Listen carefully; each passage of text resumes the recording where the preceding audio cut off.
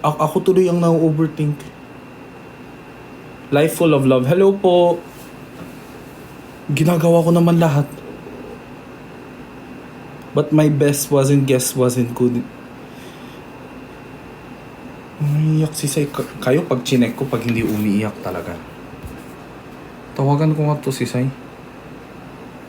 Ilan ba cellphone neto?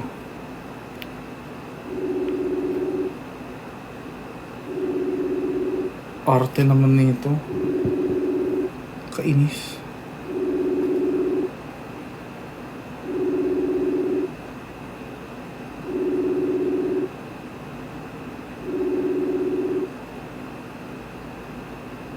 Ay!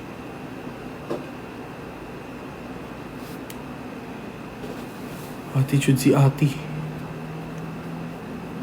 Ilan po piercing nyo? 1, 2, 3, 4, 5, 6, 7, 8, 9 po. Asan si Ben?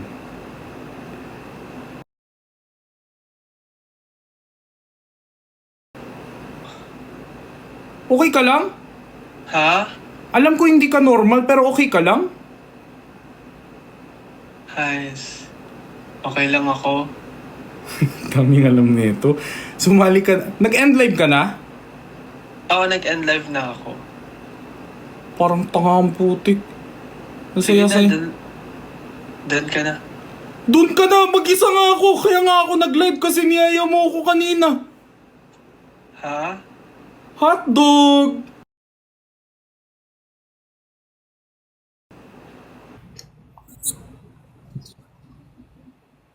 Nakakairita, sobra. Sobrang nakakainis. Guys, ay nako talaga. Ha?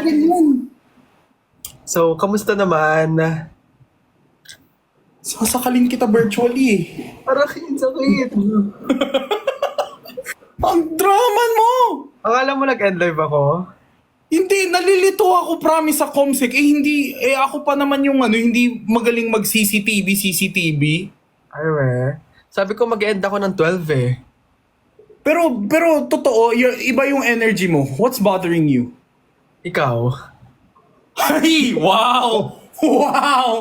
Wow! Wow! Ako pa talaga! Like, wala lang, parang nag-open up lang ako sa mga viewers ko. Kaya nga, open up to your kuya also. What's bothering you?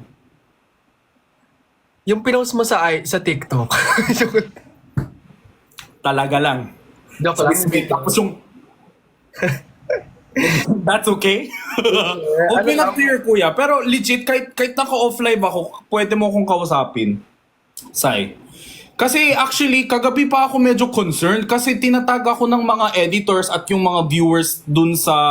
Hindi ko alam kung totoo Kasi now kasi I hardly believe anything I see unless I hear it from you guys eh. Naiyak ako sa open up to your kuya. Okay. Pwede naman ate kung gusto mo. Oh my gosh. Look. Totoo ba? Ay, hindi ko alam kung pinuprank ako ni Sai. Ang hirap. Diba? Uy.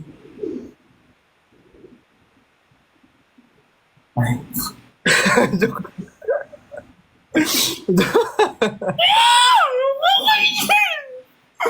Yung mga ganyan, nilalasing tas Ano lang. Oo. Hindi, ano lang ako, I'm having this, like, mga moments. thoughts in mind na medyo hindi ko din siya, Oo. ma-compose. Mm-mm. Tapos medyo Yeah. overwhelming lang din yung mga nangyari these days. Yun nga halata. I know wala naman nangyari kasi Wala naman talaga. wala naman nangyari, guys. Pero mukhang something is bothering him talaga. Mm-mm. Pero sabi ko nga sa kanila, if hindi man nila ako makita mag-live, andyan pa rin naman kayo. Andyan pa rin naman yung ibang team Bardagulan. Oo. Andyan pa rin kayo. Nagulat din ako na parang ang daming nagtatag-tag dun sa yung parang, hindi ko alam kung community nyo ba yun? Yung parang miss kong Team Bardagulan, yung gabi-gabi, yung post mo. Tapos parang may sinabi din si Perla, sabi ko, Hoy, pinuyat niyo ako ng gabi-gabi ng 1 linggo. Ano ba yung ginawa natin? Sabi ko, pinuyat niyo ako. Halos araw-araw tayo from 11 to 3 a.m. Yun nga eh. Tsaka pero I'm happy naman and proud din. Oo. Siyempre, parang yung sa Team Bardagulan din kasi may iba may mga work talaga. May iba may pinagkakabisihan talaga. Again, sabi ko nga sa kanila, on behalf of Team Bardagulan, sinasabi ko yun kasi parang just hold on tight kasi maano lang yan, marami lang ginagawa pero tinan mo ngayon nagla-live sila. Diba? Oo. Ano lang, stay strong lang. Huwag tayo masway kasi at least tayo, we can communicate with one another. Kasi once ipakita natin na we're being swayed by something, baka mas lalo mag-overthink yung mga viewers natin. Yeah. No, my line is always open. Ikaw yung sobrang layo.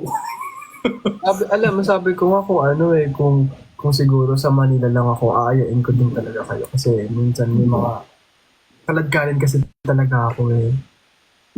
Oh, go! Like tignan mo si Kuya. Oo, kahit off live. Oo. Yun nga, hindi guys, totoo yan. Kahit off live, okay lang ako. Kahit look at Kuya Benedict, patulog na ako nun, tapos biglang pumunta siya from Bulacan. Sabi niya, Dia.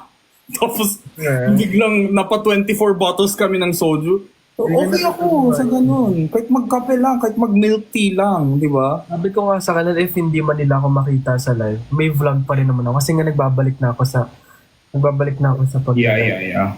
Ay, sa pag-vlog. Yeah. Oo. Huwag ka masyado maglungkot. Maybe naninibago ka lang because... Alam ba, sinishare ko nga sa kanila yung quotes na nabasa ko sa Twitter. Na bio ko sa ngayon. Parang sabi ko kasi dito na parang adapting is kinda scary but necessary. So, dati kasi hindi talaga ako ganito. Like, hindi ako marunong mag-engage with sa mga tao na meet ko, sa mga taong sa akin, hindi ako marunong mag-approach, gano'n. Pero sabi ko nga, nilagay ako ng universe dito, hindi para sa wala. Parang, nilagay tayo dito kasi parang it's either ito yung magpapagrow sa atin or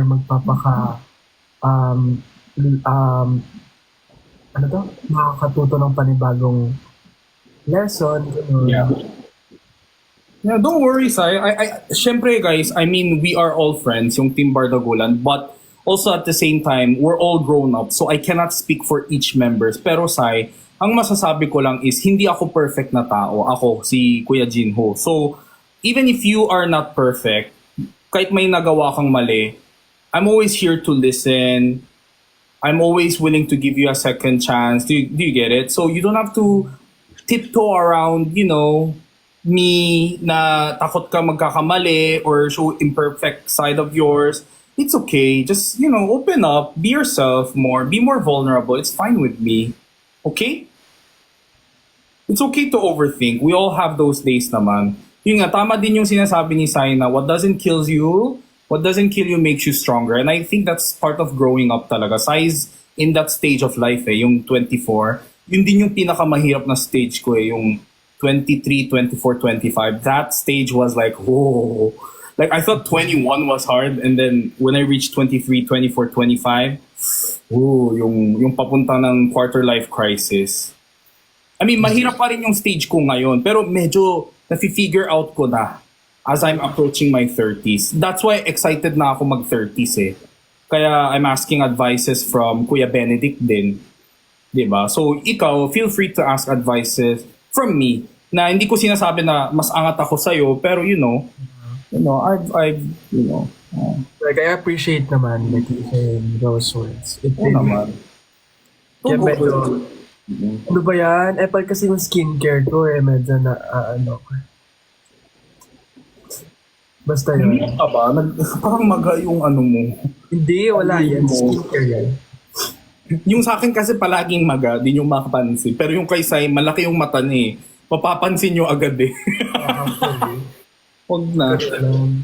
Basta nagkakaroon lang din ako ng mga thoughts in mind. Tsaka sobrang... What are you doing tomorrow? I have errands to run off tomorrow. Okay. Just let me know, ah. Yeah. But magkikita kami ni may collab kami ni Daddy V on Tuesday. Yeah. Ako naman, may ganap kami ni Chani on Tuesday. Or we can meet after. Gabi pa yun eh. Baka Gabi ang ganap nyo. gabi siya. Okay. Basta, let me know kung gusto mag-collab. And then we can hang out after collab. Depende Hindi sa ko collab. hindi kahit hang out eh. Oh, no, I'm okay with anything. Productive meet-up or Yeah. kahit ano lang. Ayun. Sabi yung mga basta yun. Oh, okay. Wag ka din masyadong... Ikaw kanina ka pa man naka-live? Hindi, kakauwi ko lang. Literal. Ayaw nga, kasi saan ka pala galing? MOA, I was at IKEA tapos umattend ako ng Horizon concert. They invited me kasi. Oh my God, it's raining. Nakikisabay yung rain sa emotion ko ngayon. Ay. Alam mo yung i-share ko sa'yo. Alam mo yung pinakamahirap na iyak sa lahat? What? Yung ang pinakamasakit na iyak sa lahat. Yung habang kumakain ka tapos umiiyak ka. Yung di mo alam kung ano nilulunok mo, yung luha mo, sipon mo. Hindi ko rin alam kung ano yung iniiyak ko. Pero kanina talaga. I was eating outside. Yeah. And hindi ko malunok yung kinakain ko. Tapos, Oh my God, alam ko yung feeling. Ano talaga ako, as in, grabe talaga yung, hindi naman yung super hagulgol, pero alam mo yung, may luhang dumanas. Yeah. So, yun talaga yung for me, yung pinakamasakit na iyak sa lahat. Like, habang kumakain ka, you're crying. I mean, I'm not gonna ask you why dito sa live. We're gonna talk about that on a deeper level when we meet. Yeah. Totoo. Just remember, I'm here, okay? It's not end of the world, okay? Sai?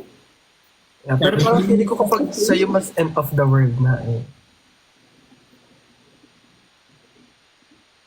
Nakakairita talaga itong post. Sorry po. Basta yun lang yung moment ko kanina. Grabe, parang kung nasa pelikula talaga na, ewan ko ba talaga. Ganun talaga pag when we are na peak of the emotion. Anong diet mo? Wala akong diet. Mapayat ka. Kain lang ako ng kain. Sana all kumakain tapos hindi po. Ala, Paano? ay nako. Kahit maging tatay ni Gino. Paano naging tatay? Hindi ba dapat sarap maging jowa ni Jinho? Ganun? Sarap maging tatay ni Kasi Jinho. parang gets ko sila sa part na ang sarap mo maging tatay.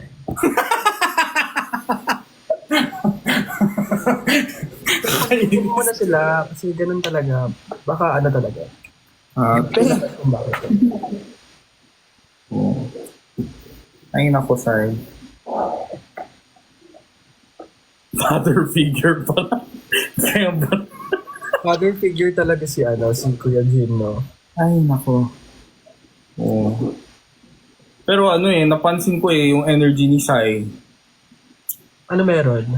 Yung aking sister energy ni Sai, medyo parang bumabawas yung pagkamaldita niya. Sabi ko, ano kaya nagbabother sa bitchesang to? Sabi ko, it's not Hindi naman. bitching enough.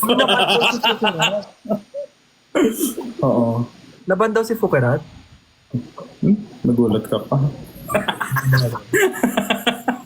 Alam mo, totoo, adulting is so hard talaga. May nag-comment daw, adulting is so hard.